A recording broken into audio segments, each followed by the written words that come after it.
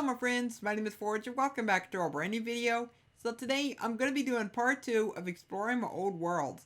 Now the last time we did this, I went ahead and looked at all of my old Hunger Games maps, and well today we are going to be looking at a few more of my maps that I created way back in the day, including my Puzzarium series. Now the Puzzarium series, it has a very special place in my heart because it was actually just one of my favorite types of maps that I ever did build, and I built 3 of them.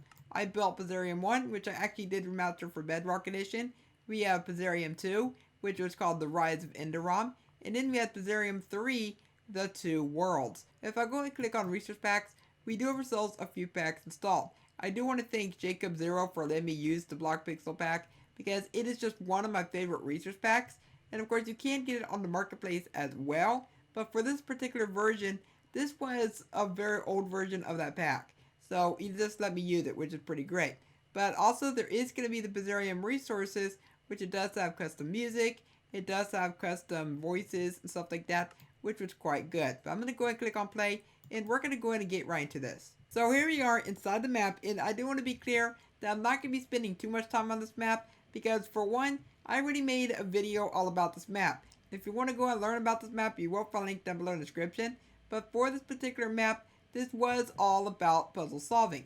Now a lot of the puzzles, they're not actually that complicated, so you should be able to go ahead and solve the puzzles without any problems. There is going to be minimal parkour as well, just go ahead and keep that in mind. There's going to be some very cool things inside this map that I think you will end up enjoying, including, as I mentioned, voice acting. There is going to be the Block Pixels resource pack to make everything look a little bit extra cool as well, and this is why I wanted to go and use this pack, because it just makes the map to feel a little bit better.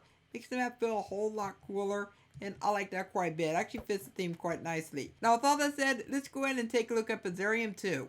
Now for Puzzarium 2, the main story of this map is that you're once again needing to save the realms, but from a brand new foe by the name of Enderom. Now Enderom, he was once the king of Netherrealm, but now he is the king of Enderom.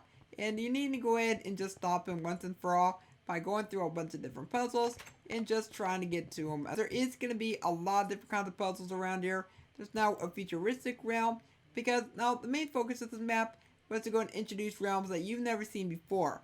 Because from the first map, there was lots of different realms. But for this particular map, this was going to be giving you fresh realms that you've never been to before. So it's going to be like lots of really interesting places that you are going to be able to go to, which I like quite a bit. Now there's also going to be new people that you are going to go ahead and get to meet, because the main goal of this map is that you're trying to acquire a team. A team to go ahead and stop Enderom once and for all. And for each character, they're going to be fairly interesting as you travel to each realm, so keep that in mind. But anyways, there was also a bunch of testing going on right over there. I believe I was playing around with like the instant structures mod a while back, so that's why this is here. But this has nothing to do with the map, so don't you worry. But all the way down here, this is going to be Enderom. And so for Enderom, you're going to be able to go ahead and find Enderom. Now fun fact, there actually was an Ender Dragon down here, because over on the console edition of Minecraft, you can mod in a dragon that could not die, and above the world there would be a watermark, so you'd be able to go ahead and know on who made the map and what the map was, which I thought was actually a really cool thing back in the day.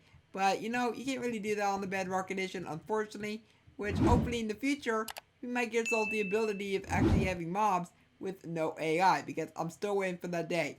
I think that'd be quite nice.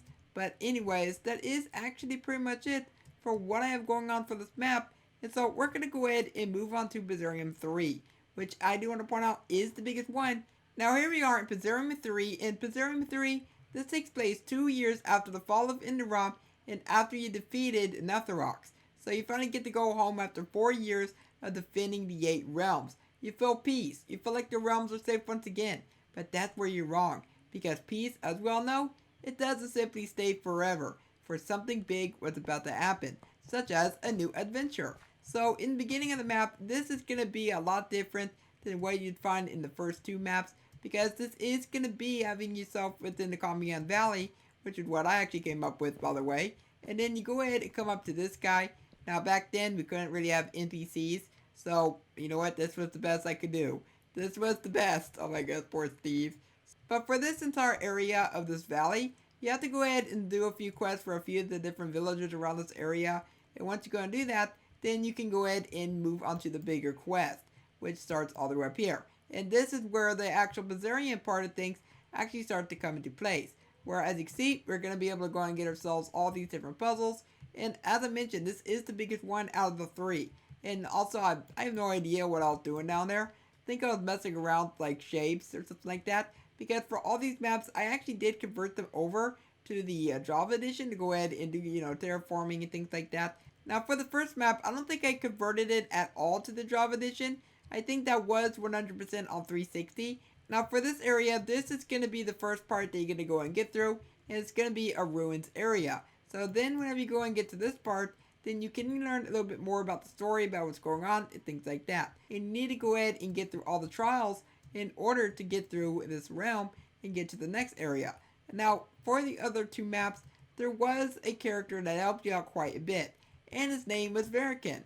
Well, you get to meet Verican once again. So Verican is here to help you out.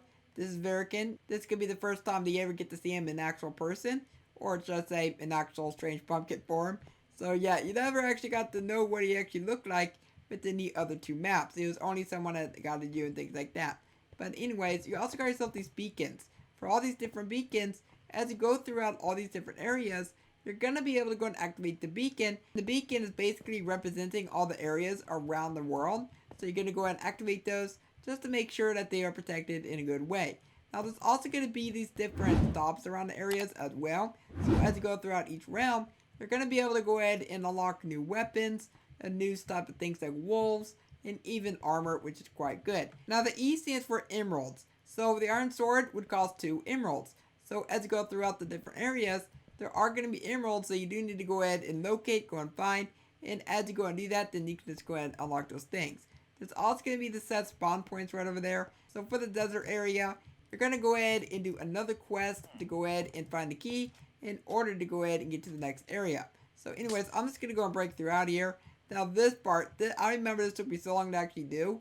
This was supposed to be a desert type of temple thing.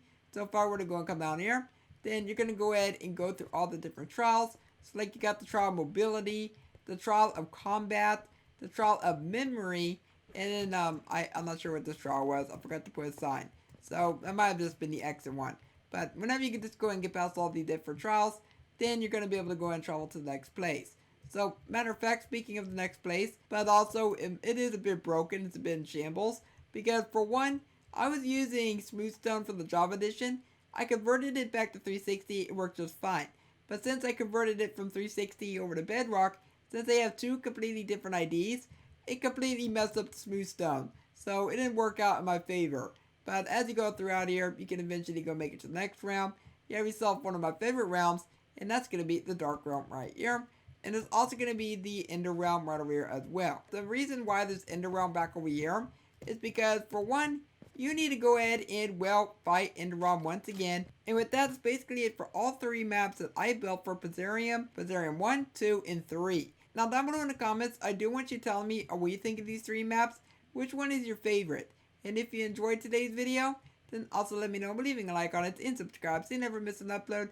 For now, I hope you have a logical day, and I will catch you next time. Bye!